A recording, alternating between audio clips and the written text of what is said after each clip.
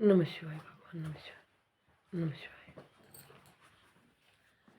भगवान शिव परिवार तुम सबको कोटि कोटि प्रणाम, नमस्तुते नमस्तुते। जैसे हम भगवान शिव को प्रणाम करते हैं और कहते हैं कि भगवान शिव आप सबको कोटि कोटि प्रणाम और आपके परिवार को कोटि कोटि प्रणाम, तो भगवान शिव बहुत प्रसन्न होते हैं और हमारा इस तरह कहने से हम भगवान शिव ने शिव परिवार को सबको कोटि कोटि प्रणाम कर देते हैं और हम सब शिव का ही परिवार है।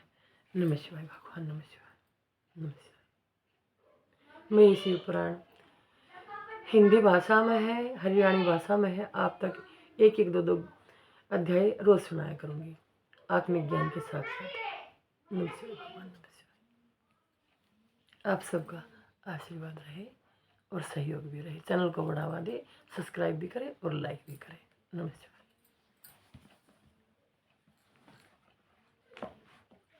नमः शिवाय। शिव पुराण के श्रवण से देवराज को शिवलोक की प्राप्ति तथा चंचुला का पाप से भय एवं संसार से वैराग्य। इस कथा में सुनिए कि चंचुला की क्या कहानी है और माता पार्वती की पहली सखी किस नाम से जानी जाती है। नमः शिवाय। श्री सोनक जी ने कहा कि महाभाग सूत जी, आप धन्य हैं, परमार्थ तत्वों के ज्ञाता हैं। आपने कृपया करके हम लोगों को यह बड़ी अद्भुत एवं दिव्य कथा सुनाई है। भूतल पर इस कथा के समान कल्याण का सर्वश्रेष्ठ साधन दूसरा कोई नहीं है। यह बात हमने आज आपकी कृपया से निश्चय पूर्वक समझ ली है कि सूत जी, कलयुग में इस कथा के द्वारा कौन कौन से पापी शुद्ध होते हैं, उन्हें कृपया पूर्वक बताइए और इस जगत को कृतार्थ कीजिए। नमः शिवाय। सूत जी बोले कि मुन्ने, जो मनुष्य पापी, दुराचारी, खल तथा काम क्रोध आदि में निरंतर डूबे रहने वाले हैं, वे भी इस पुराण के श्रवण पठन से अवश्य ही शुद्ध हो जाते हैं। इसी विषय में जानकर मुन्नी इस प्राचीन इतिहास का उदाहरण दिया करते हैं, जिसके श्रवण मात्र से पापों का पूर्णतः नाश हो जाता है। पहले की बात है कि कहीं किरातों के नगर में एक ब्राह्मण रहता था, जो ज्ञान में अत्यंत दुर्बल, दरिद्र, रस बेचने वाला तथा वैदिक धर्म से विमुख था। वह स्नान, संध्या आदि कर्मों से भ्रष्ट हो गया था और वेश्यावृत्ति में तत्पर रहता था। उसका नाम था देवराज। वह अपने ऊपर विश्वास करने वाले लोगों को ठगा करता था। उसने ब्राह्मणों, क्षत्रियों, वेश्यों, शूद्रों तथा दूसरों को भी अनेक बहानों से मारकर उन सब का धन हड़प लिया था, परंतु उस पापी का थोड़ा सा भी धन कभी धर्म के काम में नहीं लगा था। वह वेश्यागामी तथा सब प्रकार से आचार भ्रष्ट हो गया था। एक दिन घूमता घामता वह देवयोग से परिष्ठानपुर झूसी प्रयाग में जा पहुंचा। वहां उसने एक शिवालय देखा, जहां बहुत से साधु महात्मा एकत्र हुए थे। देवराज उस शिवालय में ठहर गया, किंतु वहां उस ब्राह्मण को जवर आ गया। उस जवर से यानी बुखार आ गया, ताप चढ़ गया। उस जवर से उसको बड़ी पीड़ा होने लगी। वहां एक ब्राह्मण देवता शिव पुराण की कथा सुना रहे थे। जबर में पड़ा हुआ देवराज ब्राह्मण के मुखविंद से निकली हुई उस शिव कथा को निरंतर सुनता रहा। 1 मास के बाद वह जबर से अत्यंत पीड़ित होकर चल बसा। यमराज के दूत आए और उसे पासों से बांधकर बलपूर्वक यमपुरी में ले गए।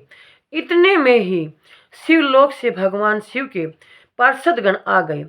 उनके गौर अंग कर्पूर के समान उज्जवल थे, हाथ त्रिशूल से सुशोभित हो रहे थे। उनके संपूर्ण अंग भस्म से उदासित थे और रुद्राक्ष की मालाएं उनके शरीर की शोभा बढ़ा रही थी।